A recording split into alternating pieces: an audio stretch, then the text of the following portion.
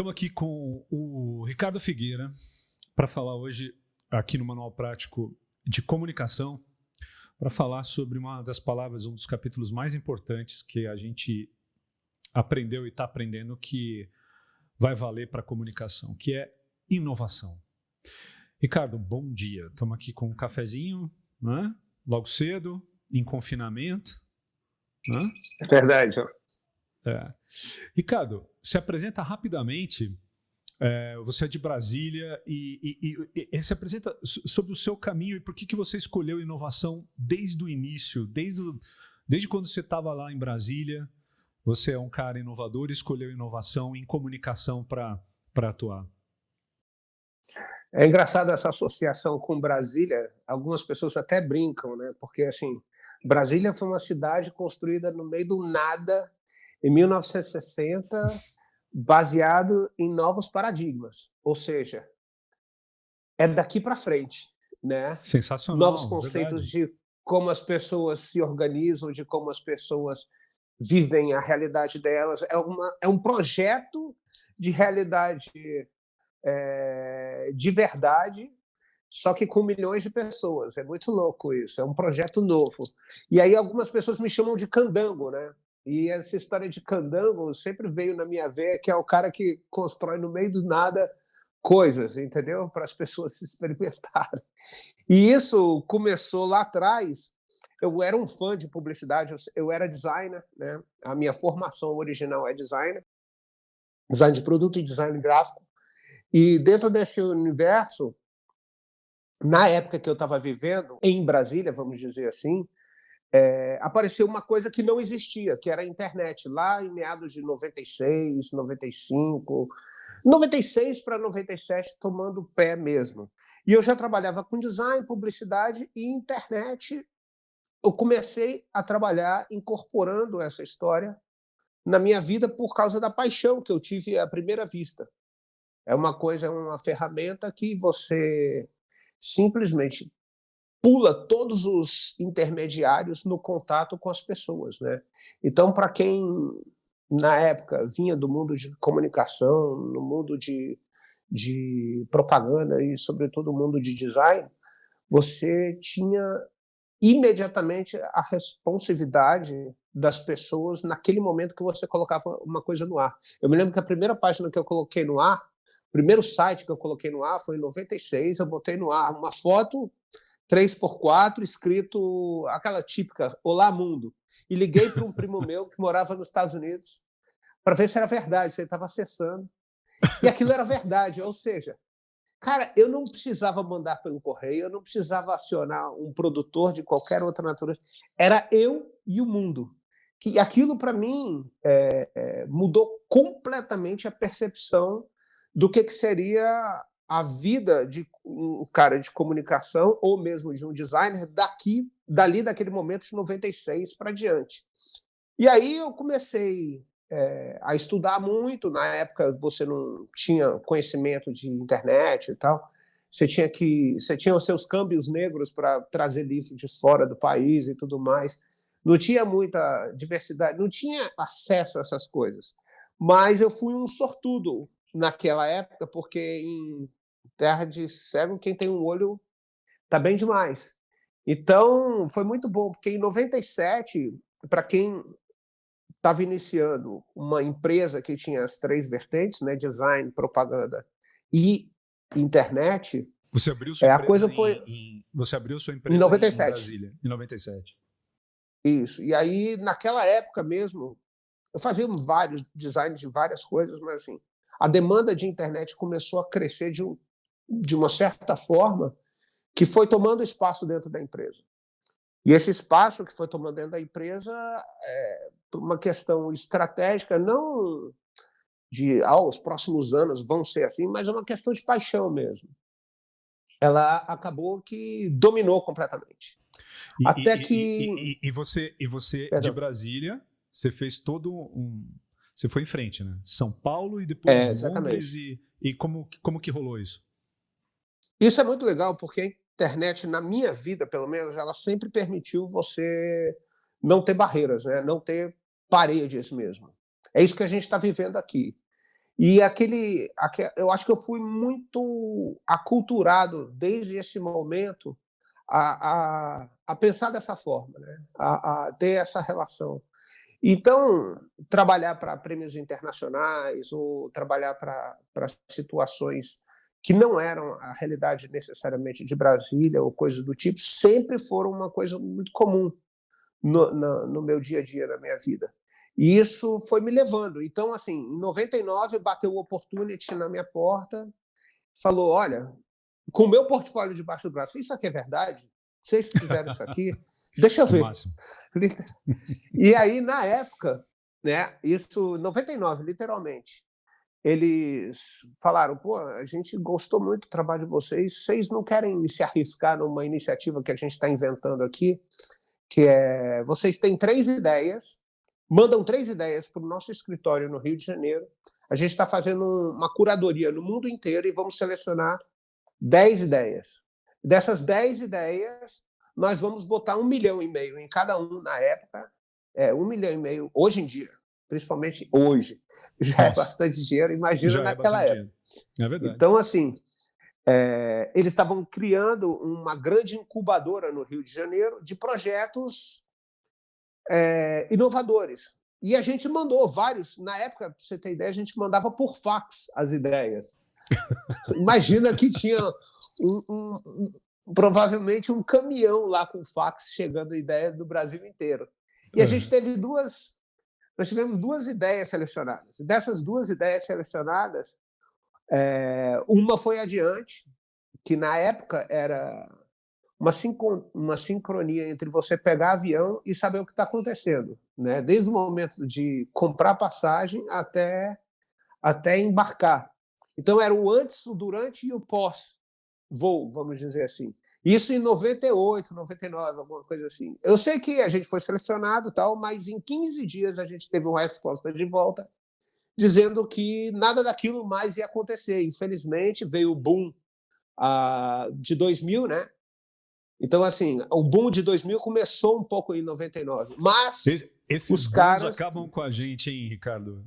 É boom para lá, é boom em terrível. 2003, é boom em 2008, agora é boom de novo. Mas, enfim, e o que aconteceu? Exatamente.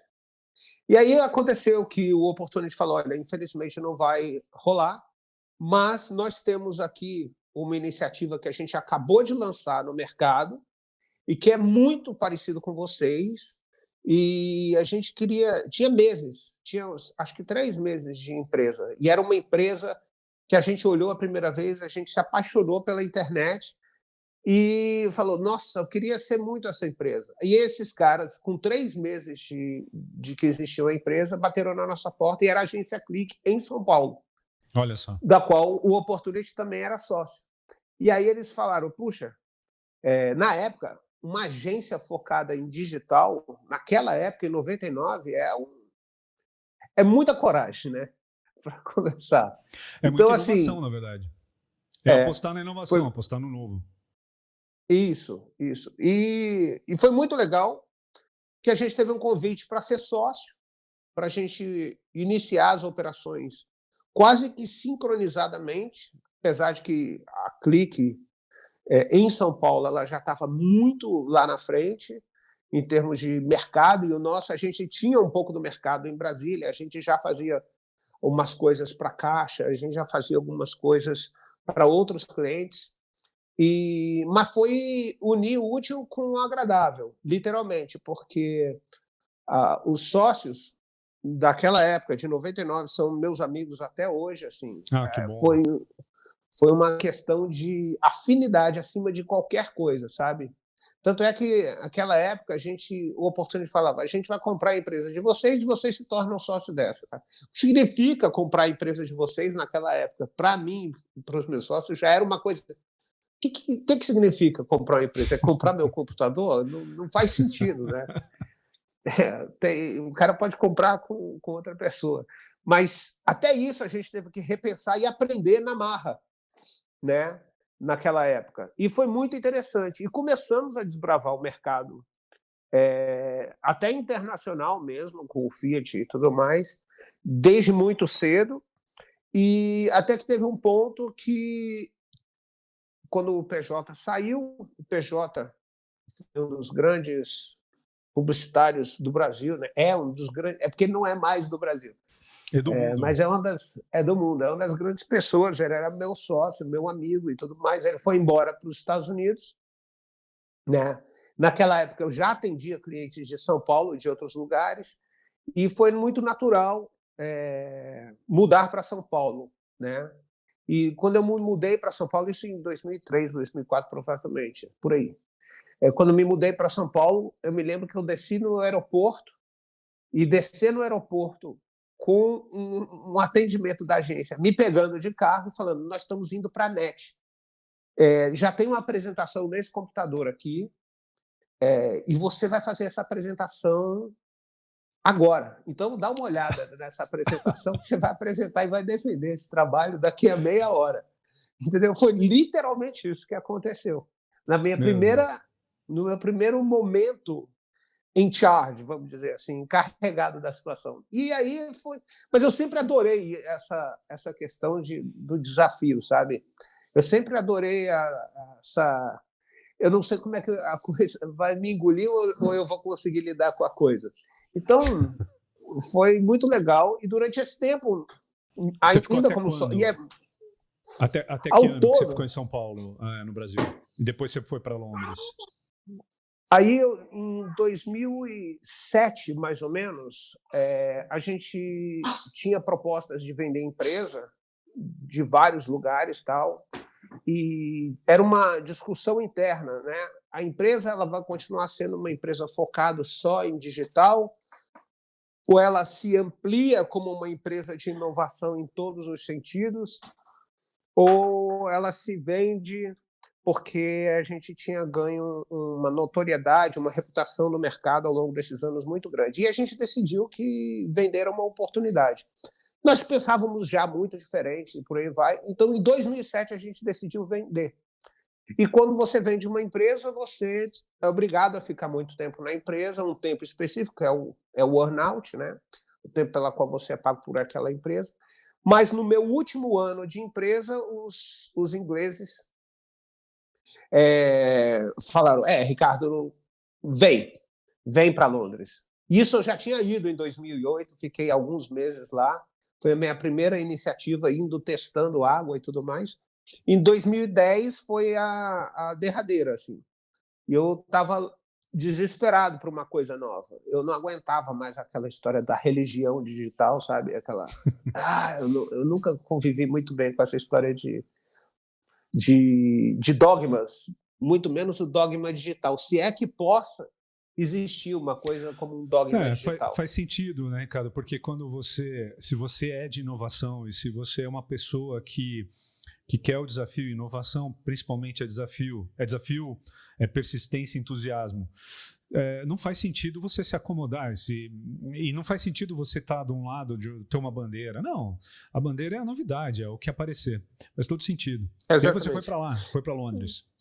Fui para Londres e foi legal porque assim, na própria Click, antes de existir social media, essas coisas, a inovação era a inovação de verdade. A inovação não era fazer propaganda no Facebook e no YouTube. A inovação era realmente você pensar em negócios com criatividade. E ao longo desse tempo, a palavra inovação, eu detesto os rótulos que geralmente o mercado impõe, porque ele acaba desvirtuando e criando um produto semântico em vez de um produto de verdade do que você faz, entendeu? Essa é um dos tópicos que eu queria discutir com você. Logo após você me falar, você ficou quanto tempo em Londres? Fecha a tua história e vamos partir para isso aí. Tá. Então eu fiquei 8 anos em Londres, né? Caramba. Lá em Londres, depois de ter ido para a Isobar, eu fui para a JWT, né, com a promessa de mudar completamente a empresa, né, criar a JWT 2021, e foi muito interessante, porque lá eu aprendi muito de estratégias globais. Se tem uma coisa que aquele lugar lá é abençoado, é nesse sentido. Depois da JWT, eu fui fazer a mesma coisa na Satin Sat, de Londres, e depois disso Minha família também já estava com muita saudade e tal, tarará. E teve uma conversa que uniu a fome com a vontade de comer, que é a história de voltar para o Brasil para uma iniciativa muito interessante, porque a grande diferença de Londres para o Brasil é que no Brasil em Londres você discute 3 vezes mais o tempo que você levaria para fazer qualquer coisa, né? E no Brasil, é assim, fez sentido? Vamos embora. Vamos embora, vamos Entendeu? fazer. Então, a questão da inovação no Brasil tem uma velocidade e um nível de não restrição muito maior. Isso não quer dizer que lá seja ruim. Lá você só é mais penoso, mais demorado e precisa de um alinhamento quase cósmico para as coisas acontecerem. Elas levam 1 ano para acontecer, 1 ano, 2 anos, mas acontece. E quando acontece, acontece Em grande escala. boom, em grande escala. E qualquer coisa que você faz lá, ela acaba tomando proporções gigantescas, porque o contato de Londres com o resto do mundo é muito diferente do contato de São Paulo com o resto do mundo, né?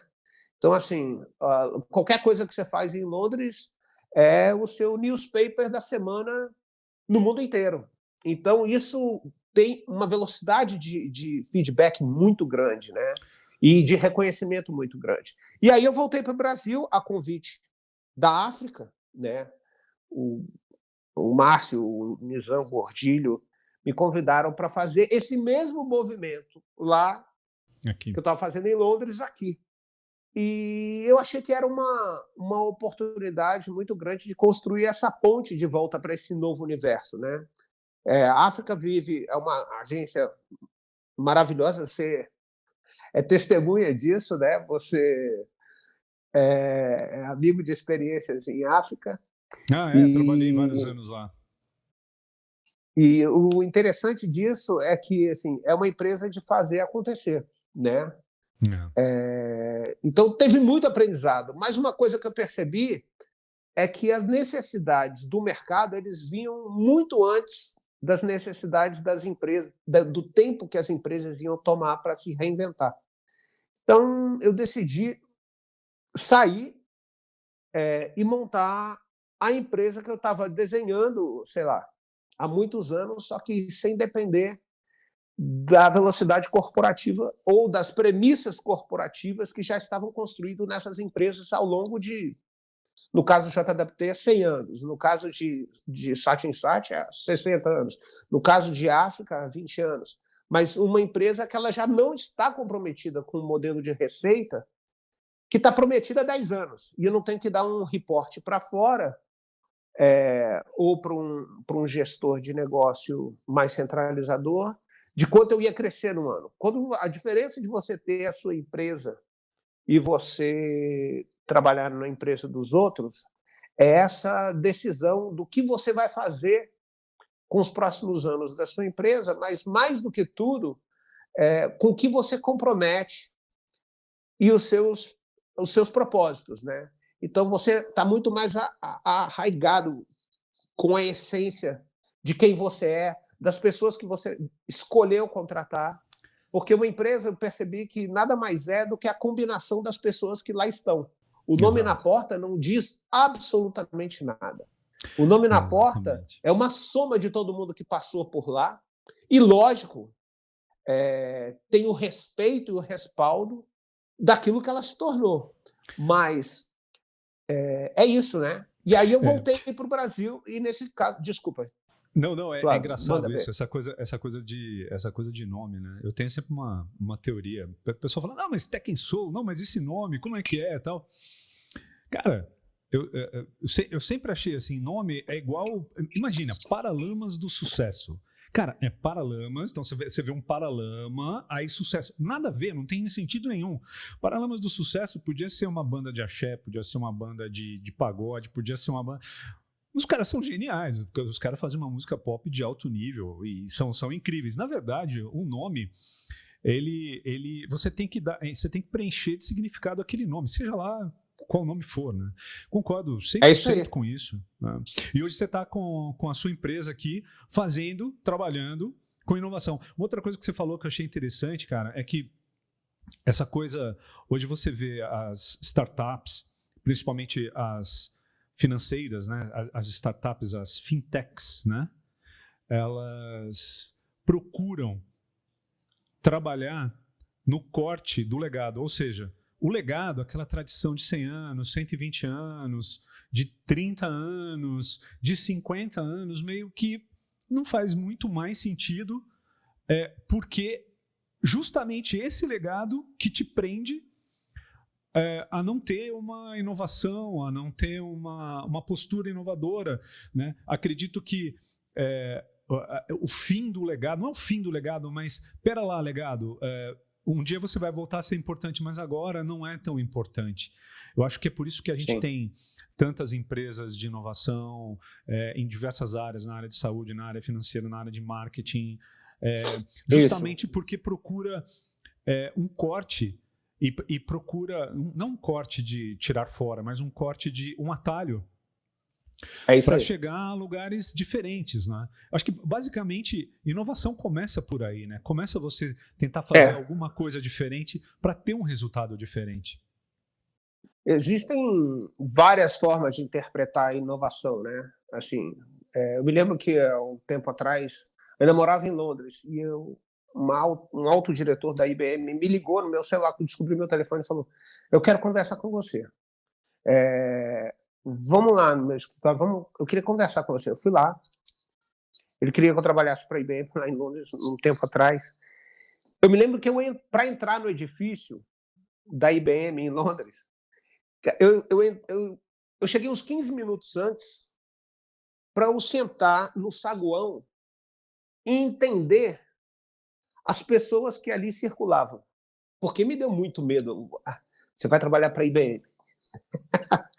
Me deu muito medo. O que é trabalhar para a IBM? Então, aqueles caras vestidos de blazer azul, pastinha do lado, é aquilo mesmo. 200 mil daquele. Aí eu cheguei no porteiro lá, no recepcionista, falei: eu tenho uma reunião com fulano de tal. Ele: sim. Seu nome é? Eu falei: Ricardo, tal. O que o senhor é? O que o senhor é? Não foi nem... Aí eu falei: cara, o que eu vou explicar para esse cara? Eu sou diretor de criação. Artista, né? Tá bom. O cara registrou artista lá. Não, tá certo, então, assim, artista. A inovação nesse caso é o criativo de gravata, de paletó. Não tem problema, tá tudo lindo, tá tudo resolvido. Para um outro caso, inovação é você encontrar realmente uma possibilidade onde no universo absolutamente saturado, né? Então, assim, tem muita inovação que ela é convergente, ela é uma evolução. Então, assim, imagina, comunicação e propaganda tradicional, universo super saturado, todo mundo conversa nos mesmos meios, nos mesmos recursos, estão ali na mesma história. Eu não estou dizendo que está errado ou que não tem que fazer, porque esses espaços precisam ser ocupados da melhor forma possível, sem dúvida. Mas você tem que hackear de alguma forma essa história, né? Até porque eu acho que um pouco da inovação é procurar um espaço de vácuo num lugar muito saturado, numa coisa muito saturada. E o vácuo é a ausência, né? E quando você está no vácuo, você cria literalmente o novo, né? E o novo não depende do legado, porque se você considera inovação como uma evolução, você está dependendo também desse legado que existe e que pré-condiciona as soluções que você vai encontrar. A gente estava falando agora de manhã, antes de começar, que Cannes foi cancelado hoje. Enquanto a gente estava aqui tomando um café, preparando o equipamento, Cannes foi cancelado hoje, Cannes de 2020.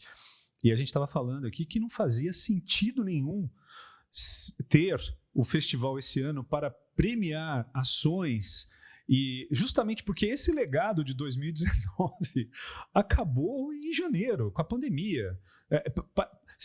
O mundo, em 3 meses, ele andou 10 anos.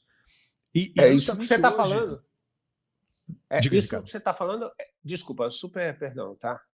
Eu acho que você chegou num ponto que o mundo de hoje que a gente está falando. A gente estava falando de inovação até aqui, que é encontrar soluções rápidas ou soluções coerentes ou surpreendentes, que o surpreendente não depende da coerência, né? Ela é uma libertação da coerência, é fantástico isso. Mas o momento que a gente está vivendo, eu estava vendo uma entrevista com o CEO da CIA e participei de algumas discussões com os executivos bem altos de umas empresas recentemente. Assim, o que a gente está vivendo é a transformação de 5 anos em 15 dias. Literalmente. Então, se em algum momento aquela história da transformação digital, essas palavras todas já morreram, entendeu? Porque a premissa disso já não existe mais. Exato, é construído nada. Exatamente. Sabe? Ontem fazendo um trabalho aqui, um trabalho que a gente está refazendo para um cliente, onde a gente apresentou um planejamento, um cabeçudo dizendo o que precisava fazer, realmente resolvendo o problema. Ontem a gente conversou e falou assim, não faz mais nenhum sentido. Mudou, no caso, que é uma empresa de tecnologia, mudou completamente. Agora, Ricardo, você falou por 2 vezes, você falou assim, inovação semântica. Aí eu queria, acho que é importantíssimo, antes da gente avançar, passar um pouco, porque era uma das maiores dúvidas que eu tinha para tirar com você, que você é o cara para quem eu possa perguntar isso e obter uma resposta que dá para acreditar. Acho que quem ouve a gente, o programa é feito para espalhar informação para o Brasil todo, enfim, para quem fala português, enfim. Para outros países também, Portugal, enfim. Cara, me fala uma coisa. Semântica é tudo no nosso negócio. As palavras são tudo. Tem uma expressão chama snake oil, que o pessoal usava nos Estados Unidos, eu ouvi dizer recentemente, que era usado para publicitários na época, ou para gente há bastante anos atrás, antes até da J.W. Thompson, mais de 100 anos, porque eram as pessoas que vendiam milagres a partir do óleo de cobra. Né? Esse óleo de cobra aqui faz isso, faz aquilo. A gente tem isso até hoje na área médica, ok. Perfeito. Mas eu quero trazer isso para a comunicação.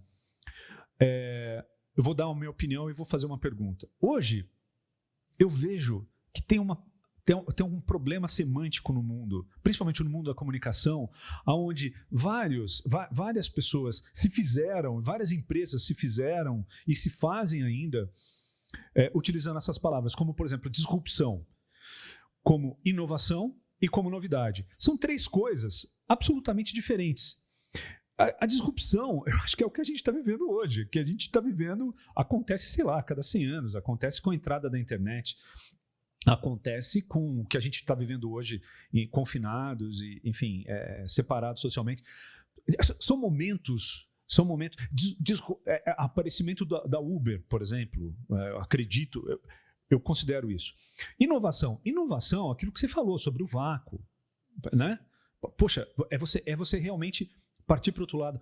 E novidade é a velha forma publicitária de dizer coisas novas, de um jeito diferente, mas não é uma reinvenção do negócio. Agora eu vejo, e eu queria a tua explanação sobre essas 3 coisas, porque isso tem a ver com... Isso é inovação, ou não? E dizer, cara, eu vejo o tempo todo gente dizendo sobre social, sobre, enfim, todas as nossas ferramentas, de uma maneira que às vezes parece que alguém está querendo me vender um óleo de cobra. Sem dúvida. O que você sente sobre isso? O que você vê sobre isso no nosso mercado? As palavras, elas são grandes guarda-chuvas que movem o mercado, né? Isso há 100 anos, isso é verdade, né? Agora, assim, no caso da inovação, eu entendo inovação como uma nova possibilidade. Pronto, é isso. Uma nova possibilidade de uma coisa que nunca foi feita, ou de uma coisa que encontrou seu caminho ali pela primeira vez. As pessoas estão muito viciadas em usar, Ricardo, a palavra inovação como o endereçamento de uma nota fiscal, entendeu? Entendi, mas inovação para você é algo que nunca foi feito, a minha dúvida, ou algo que está sendo feito, mas você acha um jeito novo para fazer? Isso não é inovação, isso o que é para você isso? Cara, de novo, eu não vou me ater às palavras, tá? Eu vou me ater a conceitos. Prefiro me libertar das palavras para que eu não possa estar vendendo aqui uma coisa que justifica a nota fiscal, entendeu? Como é isso? Como é É isso? esse o ponto. Como é isso? Por exemplo, você faz que tipo de trabalho? Você faz social? Faço social. O que significa? O meu trabalho, ele é um território do social, entendeu? E aí, inovação é uma palavra que o território do social está em cima. E a palavra inovação é usada para vender um trabalho de social, ou várias outras circunstâncias, entendeu? O ponto, na minha visão, assim, para mim, inovação é você encontrar possibilidades criativas no universo que ela é pioneira, simples assim. Isso não tem a ver com tecnologia, isso não tem a ver com recurso, isso tem a ver com comportamento. Então, por exemplo, a maior inovação, na minha opinião, que está gerando a crise atualmente é o comportamento das lideranças. Aí as pessoas estão sentindo um jeito de resolver as coisas de uma forma que nunca foi antes. Eu nunca vi tanta mobilização de líderes de empresa em colaboratividade, em colaboração. É impressionante. Então, por exemplo, a inovação mestra, na minha opinião, nesse sentido, cara, esses líderes, eles saíram da cadeira de rei e dos súditos em volta protegendo e dizendo vamos continuar aquilo que foi construído, vamos continuar. E ele está falando, ele não depende mais do diretor de inovação, ele está conversando com outro CEO, cara, como é que a gente resolve isso aí? Vamos resolver junto? Né? Uma das coisas, assim, que no mundo da inovação, se é que eu posso chamar inovação, são mais importantes, é a história de que ninguém faz nada sozinho, entendeu? Isso afeta, a gente falou de comportamento de líderes, vamos falar agora de comportamento de remuneração, né? Como é que a gente ganha dinheiro junto nessa circunstância? Você tem isso, eu tenho isso, como é que a gente... Isso é completamente diferente do mundo que foi construído até hoje. Então, por exemplo, isso já acontece bastante nos trabalhos que a gente desenvolve. Assim, a gente tem que construir isso. Para construir isso, vamos plugar parceiros que permitam, que são especialistas em fazer essa parte, porque eles vão gostar de ter acesso ao seu turbilhão de clientes assim, assim, assado, e os seus turbilhões de clientes vão ter acesso a essa estrutura, porque isso é uma coisa que você não vai construir em 5 anos sozinho.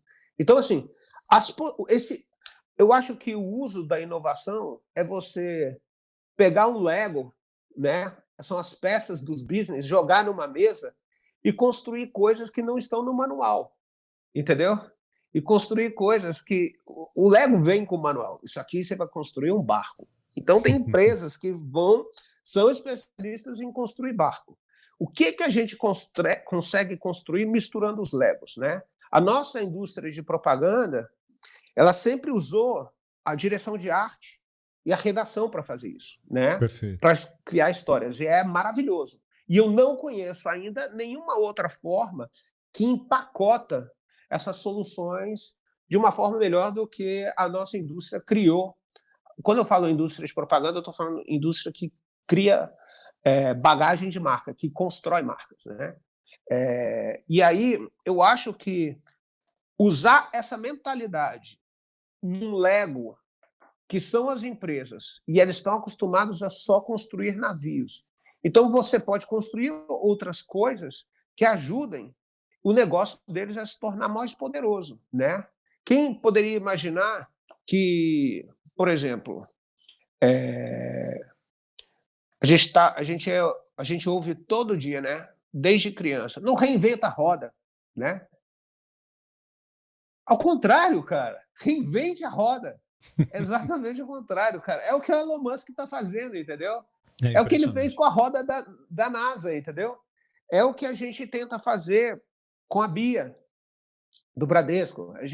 Assim, eu acho que existe eu não estou fazendo propaganda da Bia, do Bradesco, ou de qualquer... Nossa, desculpa, eu devia ter usado outro exemplo.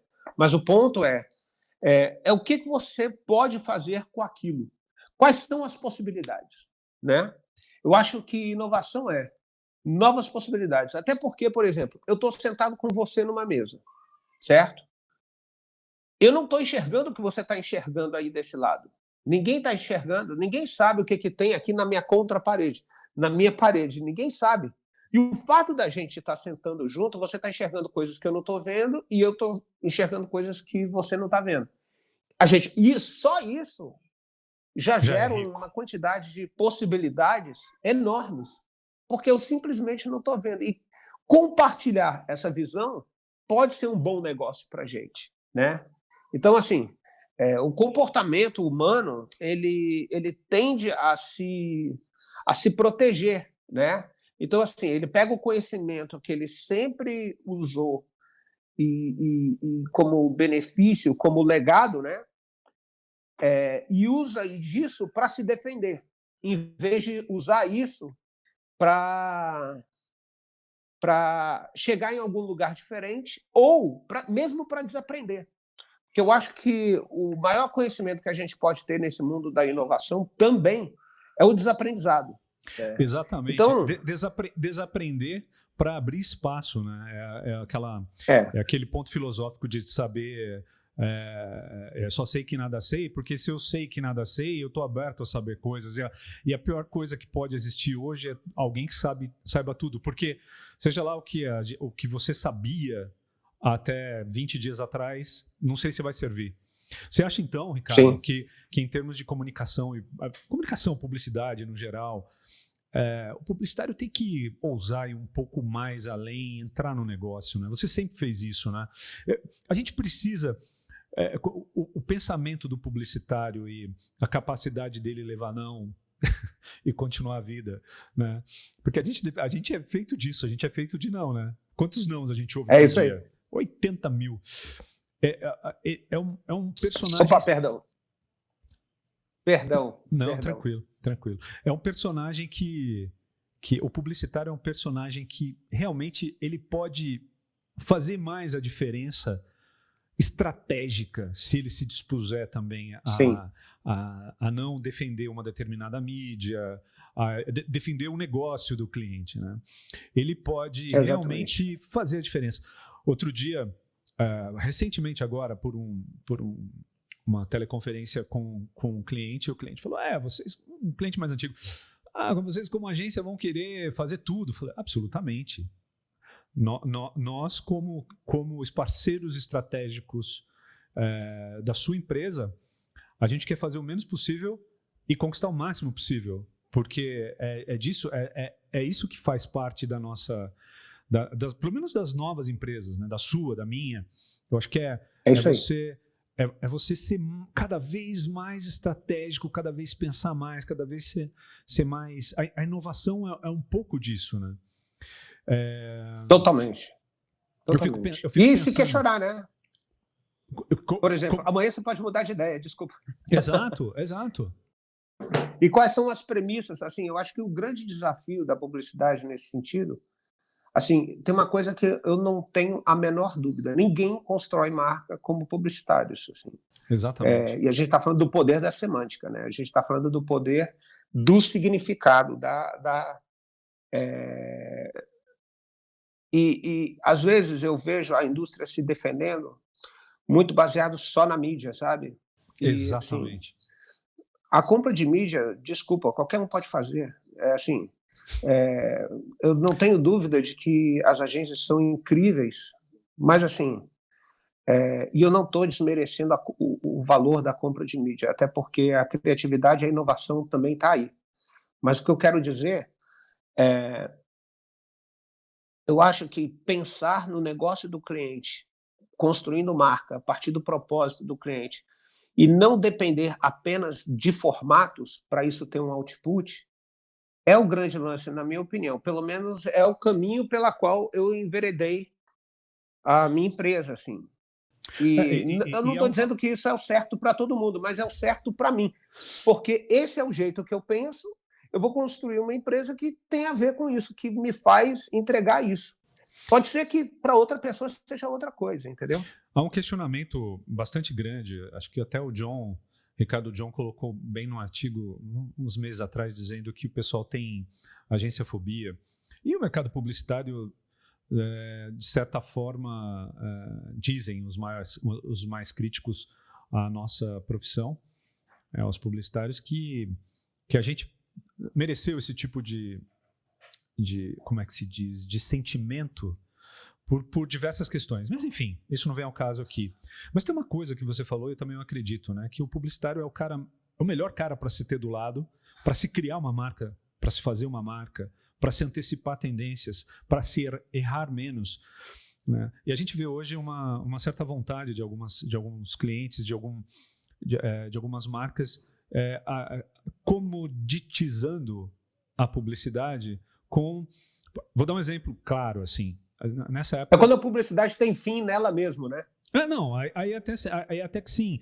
Mas, assim, isso não é um padrão. Existem empresas e pessoas fora da curva. Então, assim, vou dar um exemplo.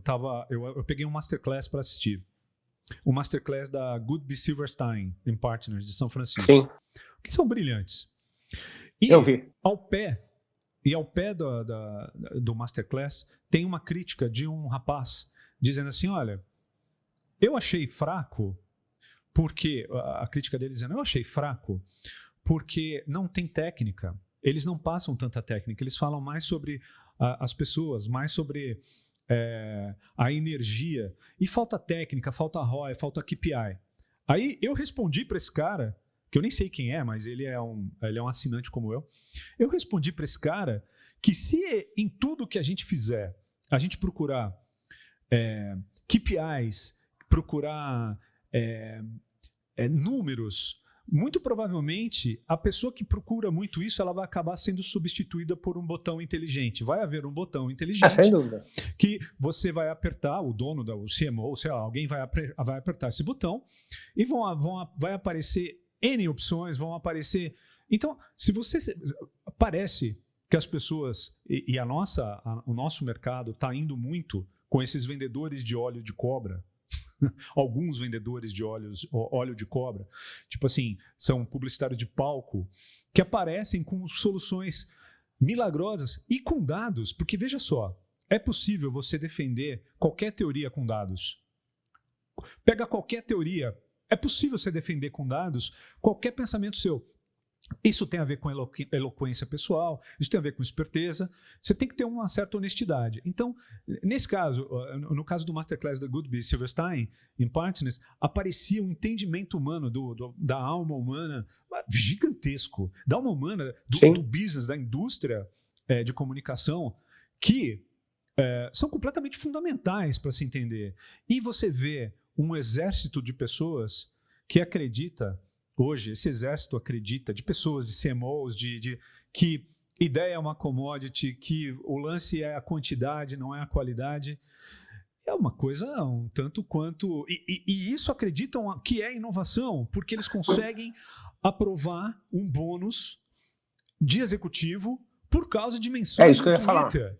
Pô, é um absurdo. É o começo de uma nova bolha que vai estourar. Obviamente que vai estourar. Não, o dado... o novo carimbo da consultora que você contrata para dizer que não foi você que teve aquela ideia. Exatamente. Entendeu? Exatamente. O dado é o novo... Tipo assim, eu não me comprometo. É o novo eu não me comprometo. Então, assim, tá vendo? Tá vendo? Eu não posso ser demitido por isso. Então, exatamente. Assim, eu acho que nesse ponto que você está falando, o papel do agente externo... O que é um agente externo? Um colaborador, a sua agência, é o seu guru, é o seu parceiro criativo, seja quem for. O cara não está preocupado em perder o emprego se ele mostrar alguma coisa que ele não vai gostar, sabe? Porque esse é o papel dele. A partir do momento que as empresas se fecham para essas circunstâncias e usam o dado para manter essa circunstância, ou seja, viram todos houses, né? Viram todas empresas houses, onde a inteligência ela foi terceirizada pela planilha de Excel. Então, quando eu falo inteligência, é inteligência emocional também, né? Inteligência que, na verdade, é o que move o mundo consumidor. Mas, enfim, o ponto é que, na verdade, a gente está vivendo um momento que eu também acho que vai ter um fim logo ali adiante. Eu acho que isso vai acabar logo ali adiante. É um processo pela qual o brasileiro, o americano, todo mundo vai passar. Nos Estados Unidos isso já está começando a mudar de novo. O Eles CMO da já foram para Adidas, o frente. CMO da Adidas e da Procter Gamble, esses CMOs, eles disseram isso, né, há um tempo atrás, falando assim, puxa, eu me empolguei, né, me deslumbrei com dados e acabei deixando a minha marca. Isso. Tem empresas, a gente sabe o nome de empresas, não vamos falar aqui, que eram líderes e começaram no chat, começaram na conversinha e não são mais líderes. Por quê? Porque a essência foi deixada para trás. E assim, na verdade, a inovação hoje está passando pelo resgate de sentimentos que são humanos, né? E aí vem um vírus para comprovar essa tese. Né? Um vírus maluco que deixa todo mundo mais próximo. Você vai ter que ficar próximo da sua família, você vai ter que ser mais próximo das pessoas. Você vai, veja bem, você vai ter que ser mais humano, você terá que ser mais sincero, você terá que você não vai poder fazer uma coisa para ganhar prêmio. Você não vai poder fazer algo para falar que faz. A tua empresa não vai poder ter uma postura de palco. Eu faço bem de palco. Não, você vai ter que ser sério o negócio. E, na verdade, não tem mais como. Não tem. E na verdade, a palavra inovação ela foi vilipendiada por diversos vendedores de óleo de cobra, porque na verdade assim, você que trabalha com inovação diariamente, você vê o tanto que isso acontece, né? Que na verdade, quando a ficha cair, inovador vai ser o cliente, inovador vai ser a empresa que vai entender realmente que não há nada mais valioso do que o insight humano e a experiência desse insight. Por exemplo, quando você dá um insight, quando você vende, quando você pratica a inovação, você está colocando na mesa algo que, por enquanto, nenhuma inteligência artificial vai poder fazer. E isso é tão verdade que a gente está caindo agora, eu acho que nessa situação que os pingos estão chegando em cima dos is e a gente está vendo exatamente isso acontecer na vida real. Né? Na vida real. Uhum. O que você acha disso, Ricardo? Você acha que para a inovação, para aquilo que você faz e para aquilo que assim, a maior parte dos publicitários desejam fazer, até não conseguem fazer, mas gostariam de fazer, como é que funciona isso? Assim, inovação não é uma coisa fácil. Inovação, quando a gente fala, é mais do ponto de vista de atitude, né? Mas ela tem as suas vantagens também. Você não necessariamente está vendendo uma campanha, você está vendendo um novo produto. Então, assim, até a conversa com o departamento de compras das empresas é outra, entendeu? Você tem que se desdobrar para inventar até o meio como isso vai fluir lá dentro para que você possa ser, inclusive, remunerado para isso. Mas, a partir do momento que isso surge lá em cima, na empresa, pelas lideranças da empresa, isso não tem dúvida de que vai ser eficiente. O momento que a gente está vivendo é a maior prova de que não tem pedra sobre pedra, né? Assim, está tudo sendo colocado à prova, e não para hoje, mas para... Esse é o novo normal. Hoje rolou a história do coronavírus. Sei lá o que está reservado para 2021. Não estou sendo pessimista, tá? Mas eu acho que as intempéries do mercado, as intempéries da vida, não do mercado, porque o mercado serve a vida. As intempéries da vida, elas são muito maiores do que a gente consegue prever, né? Muito maior do que a gente consegue imaginar. E é isso que demanda no dia a dia. Quando a gente vê um mundo cercado e cada vez sendo mais amazônico, quando eu falo amazônico, da Amazon, no sentido de temos que ser focado em performance e contexto, performance e contexto, performance e contexto. Por quê? A performance é o número que diz que deu mais cliques ou deu mais compras. Exato. E o contexto é a forma como é mais fácil comprar ou no momento que o cara está mais suscetível à compra, né?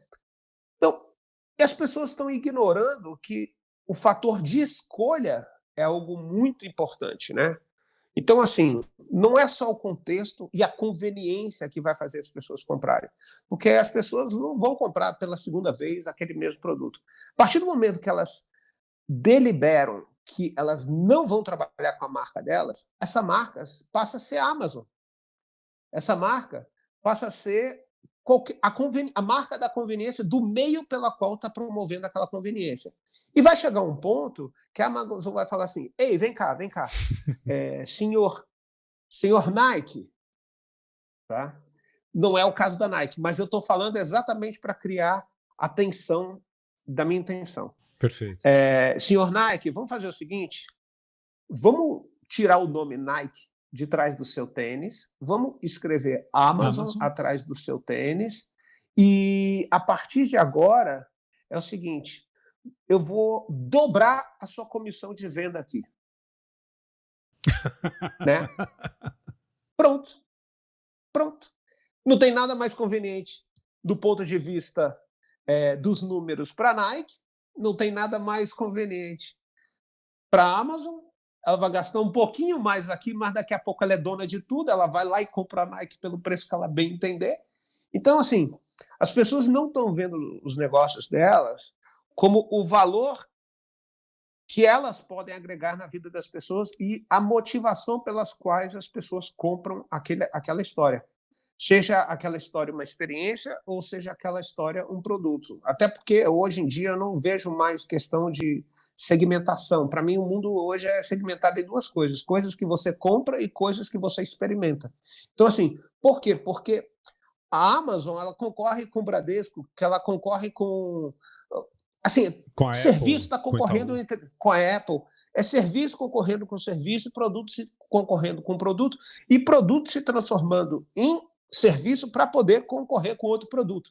Então, assim, é reinvenção, é desaprendizagem e aprendizagem ao mesmo tempo.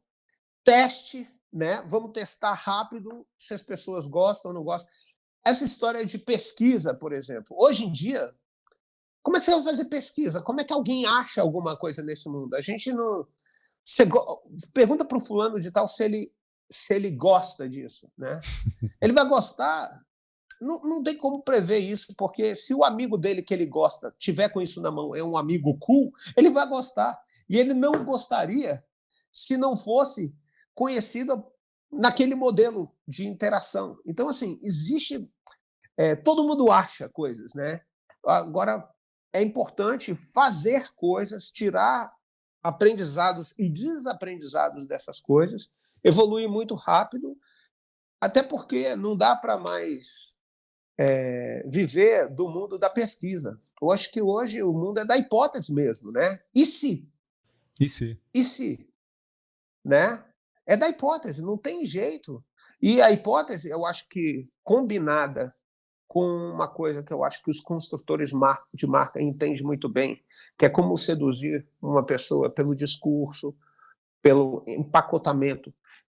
Eu acho que é muito importante. No entanto, o discurso e empacotamento hoje ela não pode ser uma camada mais superficial na história, ela é de dentro para fora. Tem que ser verdadeira. Né? A forma de construir ela tem que ser verdadeira. Não adianta. Não adianta nada eu fazer, por exemplo, uma banda larga que só chega em 3% das casas numa região tal e ficar anunciando lá.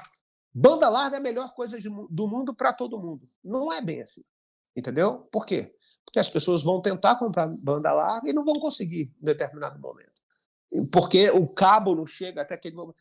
Como é que estrategicamente a gente vai reformular essa venda ou essa experimentação ou o sucesso dessa iniciativa, em vez de falar para o meu chefe que eu enfiei 30% a mais goela abaixo dos meus clientes esse mês, mas que daqui a um ano não sou eu mais que vou estar nessa posição, aí quem vai estar aqui na minha posição que se vire. Né? Inovação, eu estou colocando isso no ponto baixo, mas até lá em cima. Inovação, isso que você falou, é difícil você inovar, e isso vale para empresas de comunicação, vale para qualquer tipo de empresa de produto ou serviço. É difícil você inovar todo mundo dizendo sim, todo mundo falando ok, todo mundo dizendo sem confronto, mas não é confronto, é confronto de ideias, sem você... É quase impossível, né? Na verdade, nos anos 50, existem diversas... A história, em alguns momentos, é cíclica, né? E essa coisa de inovação, ela sempre acaba vindo de fora, vindo de... pode se chamar de consultora, de publicitário, de designers, né? Ela sempre acaba vindo de fora, porque, na verdade, ela precisa de ter faísca. Você não consegue inovação, até pode conseguir durante um tempo internamente, mas chega uma hora que, dependendo da cultura, fica completamente inviável, né? As pessoas ficam assim, poxa, eu não vou falar porque a pessoa não está num dia bom, sei lá. E quando, na verdade, a gente sabe que quem tem compromisso consigo, com a inovação e com a trajetória, enfim, e com outras coisas intangíveis, né? Que não são KPIs, não são ROIs. Né? E veja bem, está tudo certo, KPI e ROI. KPI e ROI está tudo certo desde a década de 40 e 50, onde se fazia pesquisas, fazia quali, fazia quant, está tudo certo. Isso, o ponto é que, às vezes, me parece que inovação, além de desaprender, além de abrir espaço, abrir hipóteses, não ter fronteiras, ela pede também uma certa coragem na proposição. Porque coragem de fracasso, coragem de diversas formas, né? Porque você, na verdade... Outro dia eu tive uma reunião, recentemente tive uma reunião, que uma pessoa que não tinha muito contato com marketing, era de outra área, ela pergunta assim, não, mas fala uma coisa... beleza, no digital você consegue fazer a medição. Agora, uma outra comunicação qualquer, como é que você mede? Como eu consigo fazer o custo por a conversão? Cara, não dá para falar, porque o cara tem que ler alguns livros, o cara tem que... Mas, assim, o mundo está tomado por uma... O mundo está tomado por uma certeza que o óleo de cobra funciona. E vai levar um susto quando aparecer outras coisas, outros métodos e outras formas de sucesso, porque... E isso está vindo, né? Isso, de certa forma, está vindo. Né? Isso, de certa forma, algumas marcas... Quando a própria Nike fez o trabalho com aquele jogador de futebol americano há 2 anos atrás, ela procurou isso. Sim. Ela procurou... Quem garante... Fantástico. O executivo vai falar, quem garante que... Gente, minhas ações estão caindo. Não, mas as ações não podem cair por causa da comunicação. Não podem. Podem. As pessoas estão queimando o meu produto. Não, as ações estão caindo, podem cair, vão cair, e estão queimando os tênis Nike, e a gente vai ensinar a queimar com segurança. E depois o que acontece? A marca ressurge mais forte. Agora, você consegue isso com visão, que é intangível. Você consegue isso com feeling, que é tecnicamente intangível. Gente, na verdade, Ricardo, eu acho que a gente ainda acredita que a gente está e podemos viver num mundo em que, e a inovação representa isso, que se possa andar nos ombros dos gigantes. Por quê? Porque um dia... mais gigantes habitarão. E ser gigante na cultura, na arte, naquilo que a gente faz, é você ver além, é você ver coisas que ninguém viu, e é você ser bold, você ser corajoso para conquistar coisas. Né? E é isso a inovação. Né? E isso me passa um pouco isso. É coragem. Puta, pode dar errado, mas pode dar certo, e vai dar certo. E entusiasmo, é um pouco da alteração da gravidade das coisas, é um pouco de entusiasmo. E tem uma coisa de... Só para terminar, Churchill conseguiu vencer a Segunda Guerra, basicamente ser o pilar, né? Com isso. Sim. Ele conseguiu com isso, com o entusiasmo dele, com o jeito dele. eu acho que existe uma palavrinha que está na frente de todo mundo que pelo menos namora com inovação, assim, que é experimentar, né?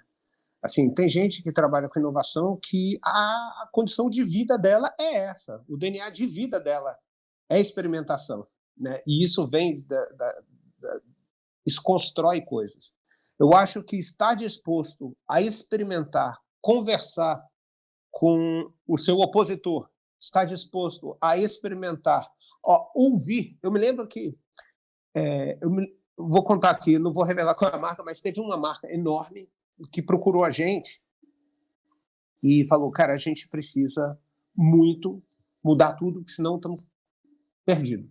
Lógico que nós somos uma empresa de 11 pessoas, não vou mudar tudo daquela empresa. Sim. E aí conversamos sobre a possibilidade de trabalhar junto. E assim, a condição para trabalhar junto era ter um output. A gente colocou isso como condição. Não adianta ficar patinando 6 meses discutindo o sexo dos anjos e não ter output, né? Explica para a gente o que é output. Output é fazer alguma coisa. Executar. E não teorizar, executar. Executar. E mesmo que essa execução leve 1 ano, 2 anos para botar no ar, ou procure outros meios que não dependam daquela empresa para fazer, mas botar no ar. Fazer acontecer. E a empresa se debruçou em cima, porque eu procuro ser bem honesto assim, nesse sentido. Não adianta nada, porque senão no fim do dia a empresa vai ficar... eu não vou ajudar a empresa, entendeu? A não ser psicólogo dela. Não faz sentido ser psicólogo de empresa, entendeu? Então, assim, e eles falaram assim, então, vocês podem colocar no trabalho de vocês um módulo antes de desenvolver estratégias criativas para a gente, que é um módulo mudar a nossa cultura. Mas como assim mudar a cultura? Podemos eleger uma prioridade, ensinar a gente a ouvir. Porque se a gente não conseguir ouvir, a gente não consegue sentar e ouvir. Se a gente não conseguir ouvir, a gente não vai fazer nada. Muito sábio. E assim, eu fiquei muito sábio, surpreso pelo retorno da empresa, entendeu? E a gente trabalhou uns 3 meses nesse sentido, de ajudar eles a ouvir. Não dizendo verdades para eles, mas mostrando coisas. Em vez de dizer, porque a última coisa que eu quero ser nessa vida é um guru da revelação. Aliás, muito pelo contrário. As pessoas, no momento, elas precisam ser gurus da própria motivação, né? A motivação delas precisa ser a força de mobilização delas.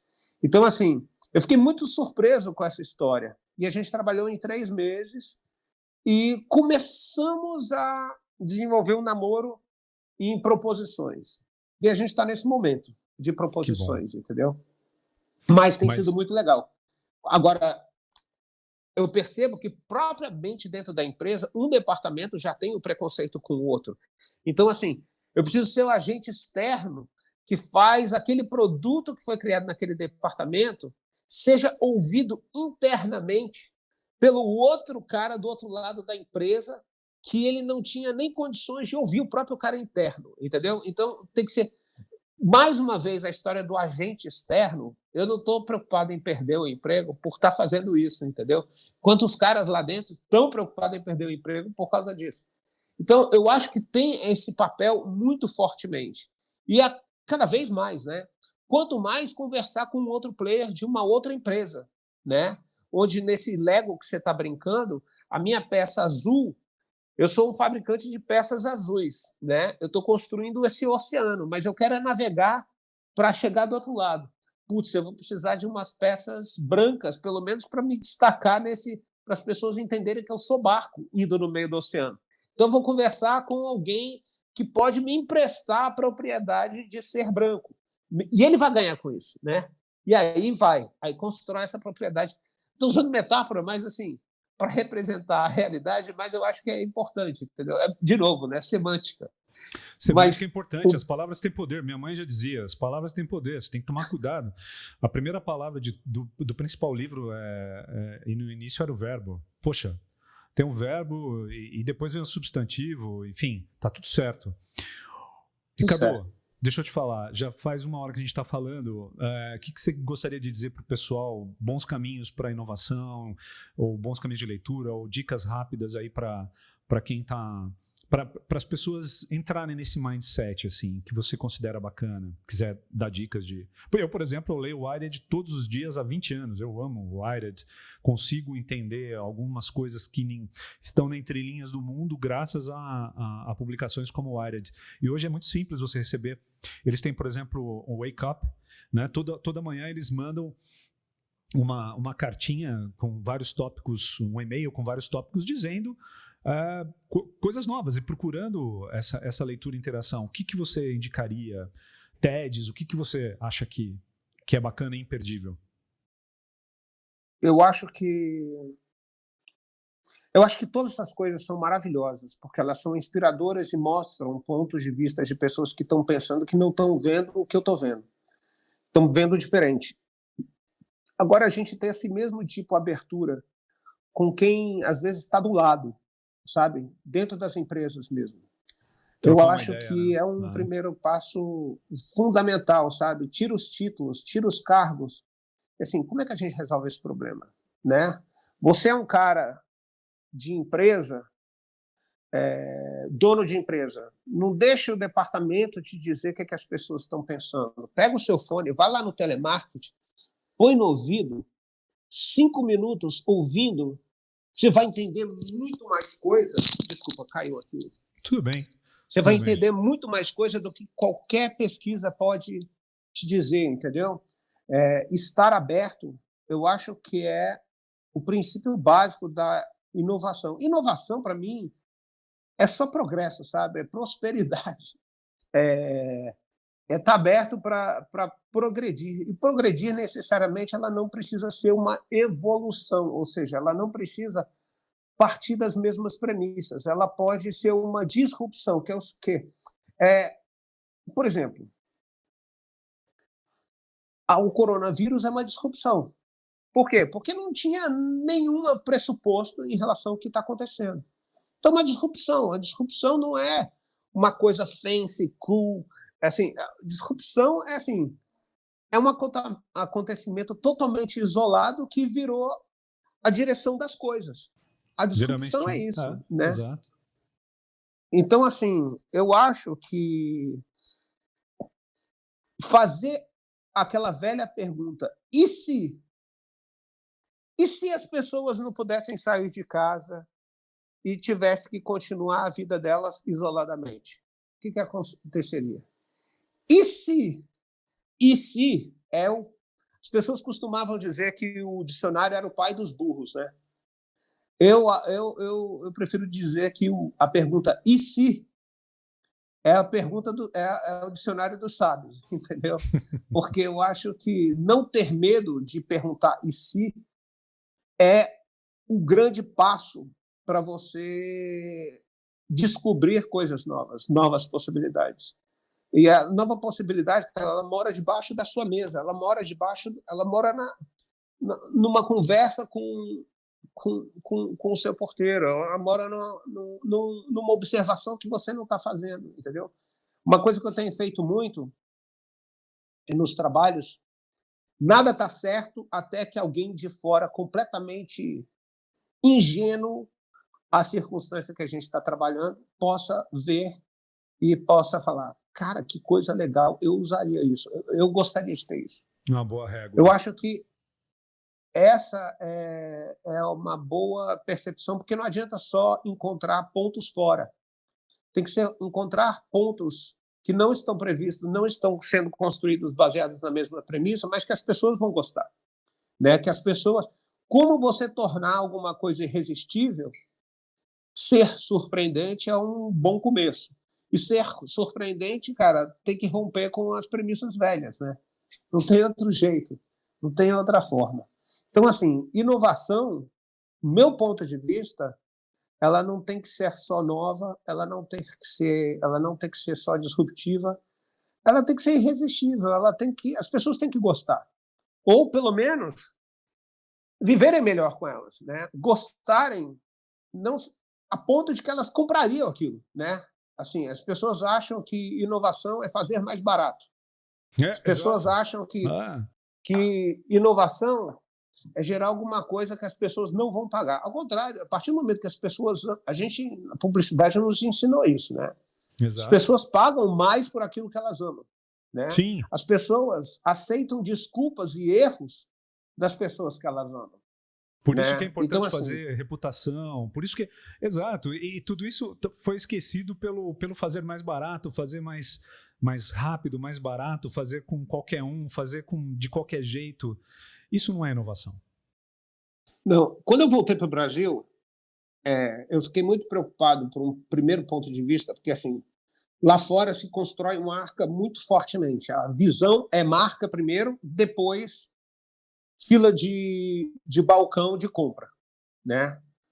E aqui no Brasil é só fila de balcão de compra, né? A grande maioria, salvo pouquíssimos casos em que os Exato. donos das empresas se envolvem, né? Não está só entregue aos acionistas, assim. Tem poucos casos, mas existem, né? E é incrível. Mas o ponto é, como é que você vai fazer diferença na vida das pessoas, né? E ser desejado por elas, né? Como? Como você vai fazer um dia a dia das pessoas ou mais fácil, ou mais legal, ou mais vantajoso de alguma forma? Eu acho que a nossa régua de sucesso ela é sempre atrelada a somente o que vai me dar dinheiro no final deste mês, né? E isso é verdade. E assim, é um país emergente, não tem como ser diferente, né? Mas assim, eu acho que a gente não tem meio termo, né? Ou é sorriso gigante ou é chorando gigante, né? Qual é o meio termo dessas coisas?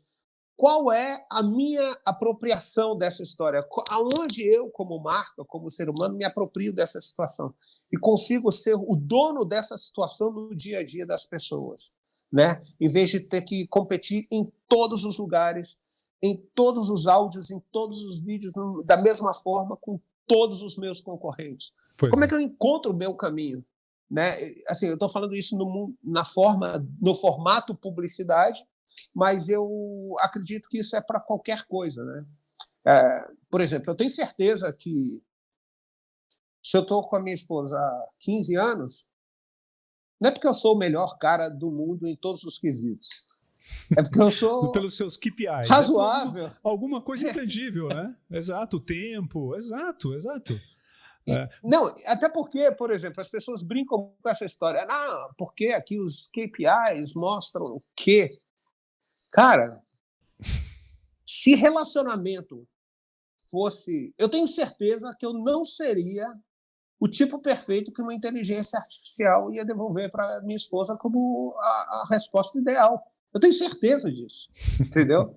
Assim, eu tenho certeza que ela não me escolheria, entendeu? Mas a forma como provavelmente eu surpreendi ela em algumas coisas que para ela foram importantes, isso construiu o valor da marca Ricardo. Eu não sei quanto tempo dura, mas... É um ótimo... Não, mas é um ótimo ponto, Ricardo. É um ótimo ponto, porque é isso. Porque isso é marca.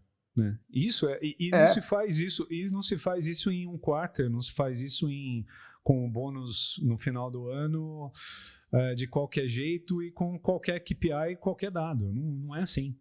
Não, Harvard já trabalha com isso, a Universidade de Harvard já tem essa teoria há um tempo, né, de que você segue lá o seu caminho, as suas premissas, tal, tarará, e cria do lado o seu próprio canibalizador, o seu próprio obsoletizador. Se o seu obsoletizador for você mesmo, lindo. É isso, tudo isso está resolvido nessa história. Eu acho fantástico essa história. Porque, no fundo, é você abrir mão de uma forma, de uma possibilidade para usar outras. Por isso que eu acho que inovação atrelado a novas possibilidades é o caminho, assim. Pô, E que tudo bacana.